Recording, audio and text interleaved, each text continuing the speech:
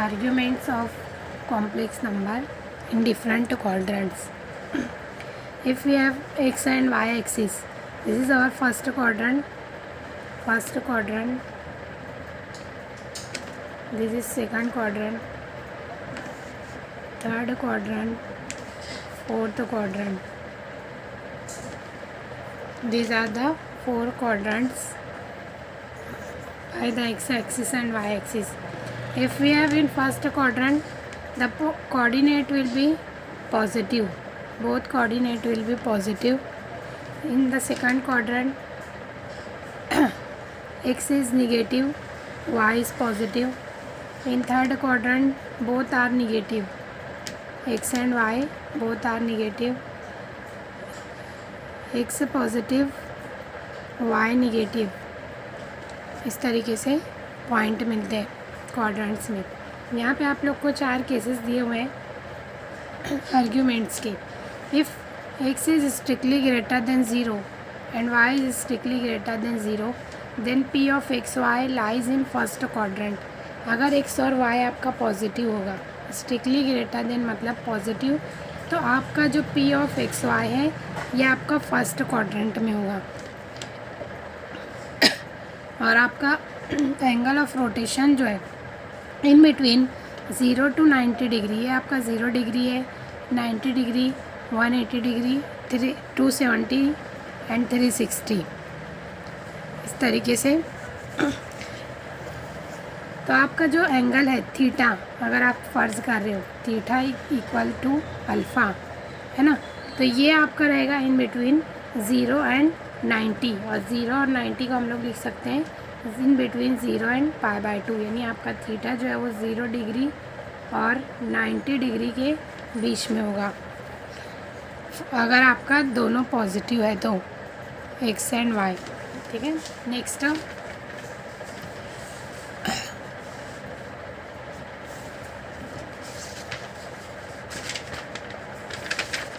Second condition,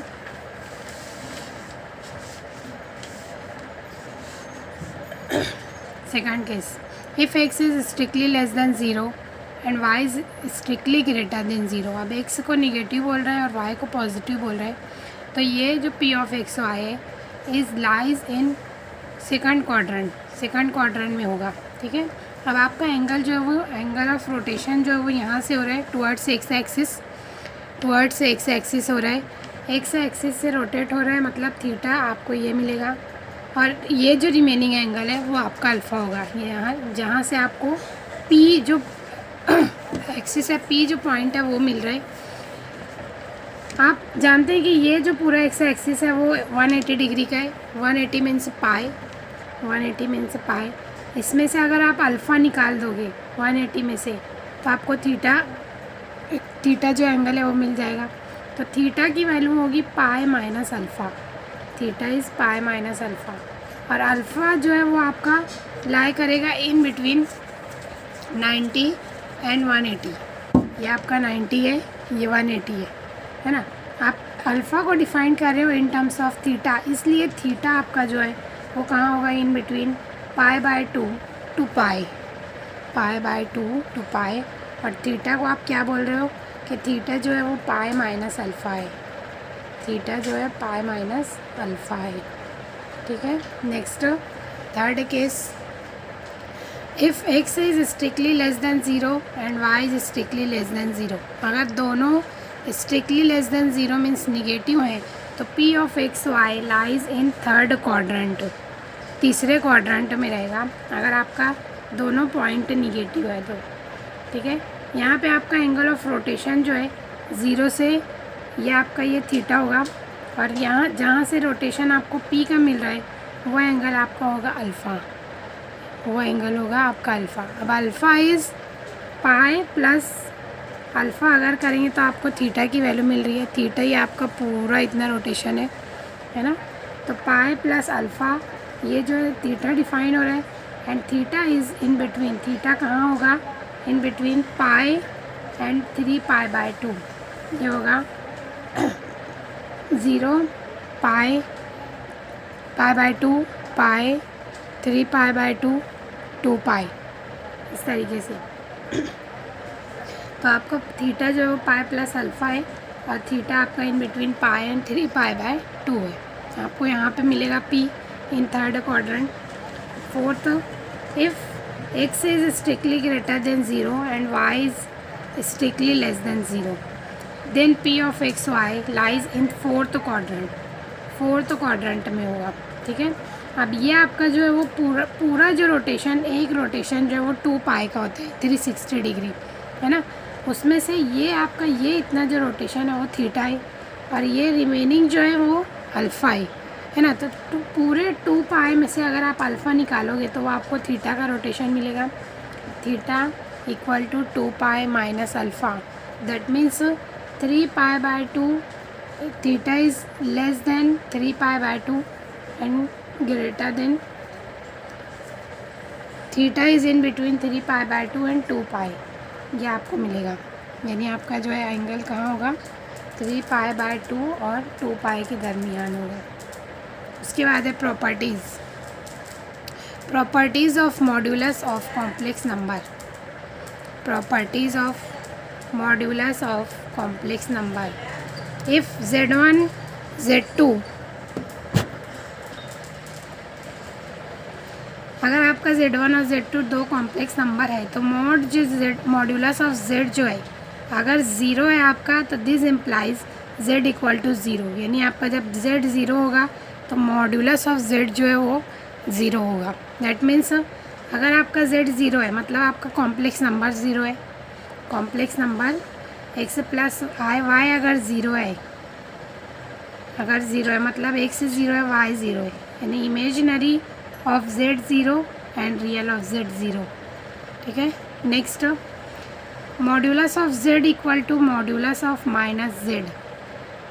यानी आपका अगर कोई भी कॉम्प्लेक्स नंबर है उसका अगर आप मॉड्यूलस मालूम करते हो और उसके नेगेटिव नंबर का मॉड्यूलस मालूम करते हो, यानी स्क्वायर जब आप करेंगे इस तरीके से, तो तब ये दोनों आपको बराबर मिलेगा। ये दोनों आपको बराबर मिलेगा क्योंकि स्क्वायर इज़ ऑलवेज पॉजिटिव। अगर आप पॉजिटिव नंबर का स्क्वायर लेते हो तब भी पॉजिटिव मिलेगा, निगेटिव नंबर का स्क्वायर करते हो तब भी पॉजिटिव मिलेगा। इसलिए दोनों का मॉड्यूलस जो है वो आपको इक्वल मिलेगा। Next, third property, complex number into conjugate. अगर आप कॉम्प्लेक्स नंबर का मल्टीप्लिकेशन कॉन्जुगेट से करोगे तो आपको कॉन्जुगेट का स्क्वायर मॉड के साथ मिलेगा। मॉड कॉन्जुगेट स्क्वायर, मॉड जो है वो आपको स्क्वायर मिलेगा और किसका, कॉन्जुगेट का square. Fourth, Z1 into Z2 अगर है मॉड इक्वल टू, तो मॉड Z1 मॉड Z2 मिलेगा। डिवीजन में अगर है, डिवीजन में अगर है Z1 mod Z1 upon Z2 equal to mod of Z1 upon mod of Z2। Mod जो है वो सेपरेट हो जाएगा मॉड्यूलस, मल्टीप्लिकेशन में भी और डिवीजन में भी। अगर आपका कॉम्प्लेक्स नंबर एडिशन में है तो उसका जो मॉड है वो लेस देन और इक्वल टू होगा mod Z1 plus mod Z2 के। और अगर स्क्वायर है तो स्क्वायर में Z1 square plus Z2 square plus 2 times real of Z1 into Z2। जैसे आप a plus B bracket square का फॉर्मूला एक्सपांड करते हो, a plus B bracket square, इसी तरीके से अगर आप इसको प्लस करके और फॉर्मूले से एक्सपांड करोगे तो आपको इस तरीके से वैल्यू मिलेगी। यानी आपको इसको Z1 square plus Z2 square को मॉड में लेना है। इसी तरीके से अगर सब्सट्रैक्शन है Z1 minus Z2 mod square equal to mod Z1 square plus mod Z2 square minus 2 times real of Z1 into Z2 mod conjugate. a minus B bracket square को एक्सपांड करोगे a square plus B square minus 2ab, तो इस तरीके से आपको ये formula मिलेगा। Next है properties of arguments. Properties of argument, if Z1 and Z2 are two complex numbers then argument of Z1 into Z2 equal to argument of Z1 plus argument of Z2। अगर complex number multiplication में है तो उसका argument जो है वो addition में हो जाएगा सेपरेट करके, और अगर डिवीज़न में है तो आर्ग्यूमेंट जो है वो सब्सट्रैक्शन में हो जाएगा, माइनस होगा। ठीक है, third, argument of Z and argument of conjugate क्या होगा, ज़ीरो। यानी आर्ग्यूमेंट अगर Z into conjugate of Z है तब भी ज़ीरो आपको मिलेगा, और अगर प्लस में है तब भी आपको आर्ग्यूमेंट और कॉन्जुगेट का आर्ग्यूमेंट ज़ीरो मिलेगा। Fourth property, argument of conjugate of complex number, ये जो है मिलेगा माइनस आर्ग्यूमेंट ऑफ जेड के बराबर, माइनस आर्ग्यूमेंट ऑफ जेड के बराबर, और ये बराबर होगा आर्ग्यूमेंट ऑफ 1/z के 1/z के। Fifth, if argument of z is zero then z is real, अगर आपका आर्ग्यूमेंट ज़ीरो है तो z जो है वो आपको रियल नंबर मिलेगा, कॉम्प्लेक्स नंबर होगा, प्योरली रियल होगा। ओके, प्रॉपर्टीज़ ऑफ कॉन्जुगेट ये देख चुके हैं हम लोग इसके प्रीवियस लेक्चर में, एक मरतबा और रिवाइज करते हैं। If z1 and z2 are two complex number, तो कॉन्जुगेट ऑफ कॉन्जुगेट जो है वो आपको कॉम्प्लेक्स नंबर मिलेगा। पहली property, conjugate of conjugate equal to complex number. उसके बाद second, z plus z bar, यानी कॉन्जुगेट और कॉम्प्लेक्स नंबर को ऐड करेंगे तो 2 टाइम्स रियल ऑफ z मिलेगा, और सब्सट्रैक्ट करेंगे तो 2 टाइम्स इमेजिनरी ऑफ z मिलेगा। ये मैं प्रूव करके बताई हूँ आपको। उसके बाद fourth, conjugate plus complex number जो है वो आपको ज़ीरो मिलेगा, sorry z plus conjugate of z अगर ज़ीरो है, this implies z is purely imaginary, अगर एडिशन ज़ीरो मिलता है तो z आपका प्योरली इमेजिनरी होगा, है ना, रियल पार्ट उसमें ज़ीरो होगा। और अगर आपका z जो है वो कॉन्जुगेट के बराबर है तो z जो है ये प्योरली रियल नंबर होगा, प्योरली रियल नंबर होगा।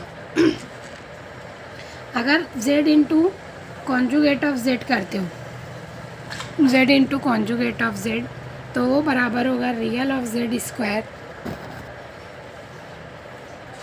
Real of z square plus imaginary of z square. Seventh, conjugate of z1 plus z2 जो है वो इक्वल होगा conjugate of z1 plus conjugate of z2। और z1 माइनस करोगे अगर conjugate का तो इसमें भी सेपरेट हो जाएगा। मल्टीप्लिकेशन अगर करोगे conjugate z1 into z2 equal to conjugate of z1 into conjugate of z2। Division में अगर है conjugate z1 plus z1 upon z2, तो इसका भी जो है कॉन्जुगेट जो है वो सेपरेट होगा, यानी conjugate of z1 upon conjugate of z2। Condition होगी कब ऐसा होगा, जब आपका z2 जो है वो नॉन ज़ीरो होगा, नॉट इक्वल टू ज़ीरो होगा। Next, exponential form, exponential form, exponential form. सबसे पहले एक्सपोनेंशियल बना है एक्सपोनेंट से, और एक्सपोनेंट का मतलब होता है पावर, एक्सपोनेंट का मतलब होता है पावर। किसी भी नंबर की अगर पावर लिखी जाएगी तो वो एक्सपोनेंट कहलाता है। Suppose we have the a is any real number and x is any integer, ax अगर है, a रेज़ टू x अगर है तो x जो कहलाएगा एक्सपोनेंट कहलाएगा, और ये जो पूरा फॉर्म है वो एक्सपोनेंशियल फॉर्म कहलाएगा, एक्सपोनेंशियल फॉर्म कहलाएगा। ठीक है, we have e raise to i theta equal to sine theta plus i sine theta. ये आप बोलेंगे कि ये कहाँ से है, तो ये आपकी स्पेशल सीरीज़ है।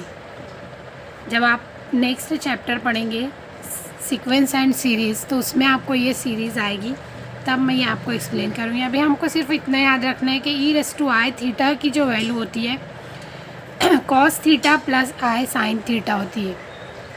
ठीक है, let z equal to x plus I Y, अगर आपका ये कोई कॉम्प्लेक्स नंबर है x प्लस आई Y, then polar form, polar form क्या होता है पोलर फॉर्म देख चुके हम लोग कि अगर z equal to x plus I y है तो पोलर फॉर्म जो है वो इक्वल होगा z equal to R cos theta plus I sine theta, cos theta plus I sine theta के क्योंकि पोलर जो कोऑर्डिनेट है x P of x y, P of x y, इसको क्या डिफाइन किया हम लोग, पी एक्स की वैल्यू आई थी हम लोग की आर कॉस थीटा और y की वैल्यू आई थी r sine theta. These are the polar coordinates, polar coordinates कहलाते हैं ये, है ना। तो ये आपका पोलर फॉर्म है। इसके बाद ये cos थीटा प्लस आई साइन थीटा की वैल्यू आप क्या बोल रहे हैं, ई रेस टू आई थीटा। तो ई रेस टू आई थीटा की वैल्यू अगर पुट करोगे इस तरीके से लिखोगे तो ये आपका पोलर फॉर्म में होगा। और अगर इसको एक्सपोनेंट के फॉर्म में लिखेंगे तो ये एक्सपोनेंशियल फॉर्म होगा। यानी अगर z इक्वल टू r, इसकी जगह आप e raise to I theta लिखते हो तो ये जो होगा एक्सपोनेंशियल फॉर्म कहलाएगा, एक्सपोनेंशियल फॉर्म कहलाएगा। Where r is modulus of z and theta is argument of z। r is modulus of z and theta is argument of z। ये हम लोग का था लास्ट टॉपिक। इसके बाद exercise 1.2, exercise 1.2 question number 1, find the modulus and amplitude of following complex number. मैं बता चुकी हूँ कि एम्पलीट्यूड और आर्ग्यूमेंट आर सेम। आपको क्वेश्चन एम्पलीट्यूड से भी पूछेगा और आर्ग्यूमेंट से भी पूछेगा तो दोनों जो है चीज़ वो सेम है, तो आपको कंफ्यूज नहीं होना है। अगर आपको जो भी मालूम करना है, जो भी पूछा गया है, तो आपको आर्ग्यूमेंट यानी थीटा की वैल्यू ही फाइंड करना है। एम्पलीट्यूड बोल रहा है तो थीटा की वैल्यू फाइंड करना है, ठीक है। फर्स्ट कॉम्प्लेक्स नंबर, पहला कॉम्प्लेक्स नंबर दिया हुआ है 7 माइनस 5i, 7 माइनस 5i। सबसे पहले आपको उसको z कंसीडर करना है। जो भी कॉम्प्लेक्स नंबर दिया जाएगा, solution let z equal to 7 minus 5i, 7 minus 5i।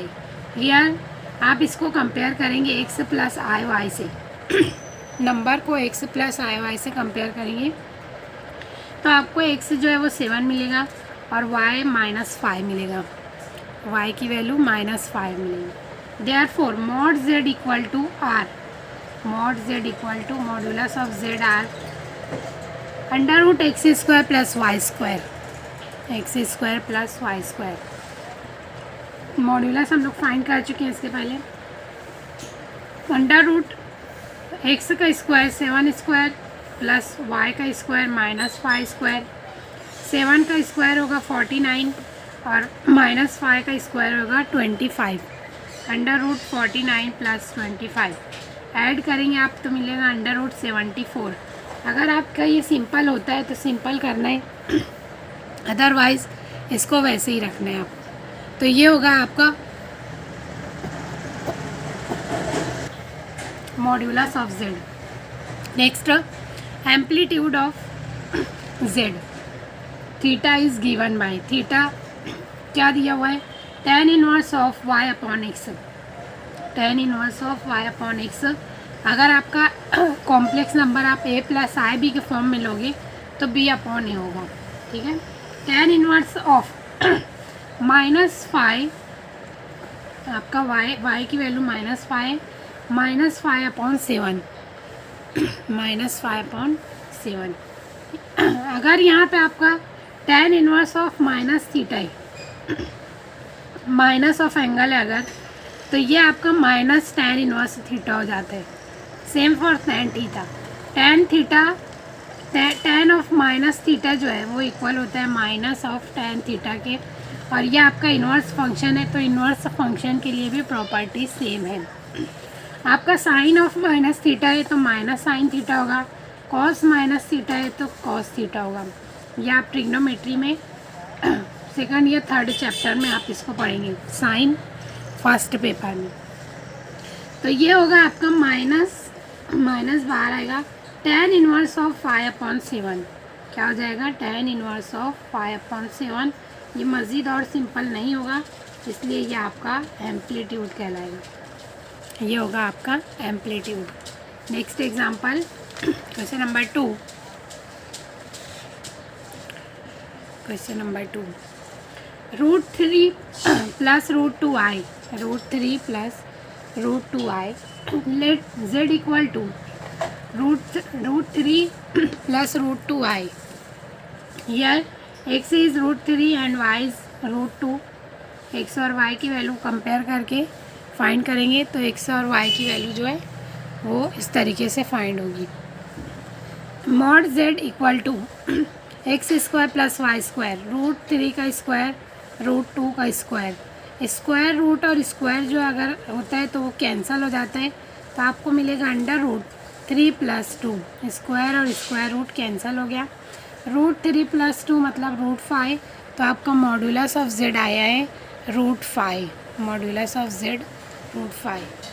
उसके बाद आपको फाइंड करना है argument of z। Argument of z equal to यानी theta equal to tan inverse of y upon x, theta equal to tan inverse of √2 upon √3 y upon x, √2 upon √3।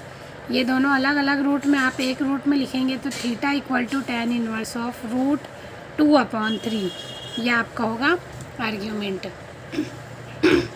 Next example is homework -8 + 15i। Same example -8 previous जैसे example किए हम लोग वैसे ही करना है। -8 + 15i try करना है आपको। अगर आपको नहीं आता है फिर मैं आपको एक्सप्लेन करूँगी। Next 4th example -3 1 - i, -3 1 - i। Let z equal to -3 1 - i, -3 से मल्टीप्लाई करेंगे आप तो -3 - plus -3 + 3i। Here x is -3 and y is 3. Mod of z equal to √x² + y² √ -3² + 3² -3² + 3² is equal to root -3 और 3 का square 9 है, तो 9 + 9 9 + 9 18। 18 को हम लोग लिख सकते हैं 2 × 9, 9 बाहर आएगा, ये होगा 3√2। Modulus of z is 3√2। यहाँ तक कि अगर सिंपल होता है तो आपको सिंपल करना है, अदरवाइज़ अगर आप √18 भी लिखते हो तो आपका जो है वो सही आंसर होगा। Theta equal to tan inverse of y upon x which is equal to tan inverse of 3 upon -3। -3 का मतलब है होल माइनस, पूरा माइनस, और 3 3 कैंसिल होगा, आपको मिलेगा 1 tan inverse of -1, tan inverse of -1। और tan π/4 की वैल्यू 1 होती है, -tan π/4 की वैल्यू -1, यानी -1 की जगह आप यूज़ कर सकते हो -tan π/4, -tan π/4। अब tan π/4 जो है माइनस के फॉर्म में, इसको आप अलाइड एंगल के फॉर्म में चेंज करोगे तो ये इक्वल होगा tan ऑफ पाई - π/4 के। ये आप ट्रिग्नोमेट्री चैप्टर में पढ़ेंगे फर्स्ट पेपर में, अलाइड एंगल। तो अलाइड एंगल की मदद से ये चेंज किया गया, पाई - π/4।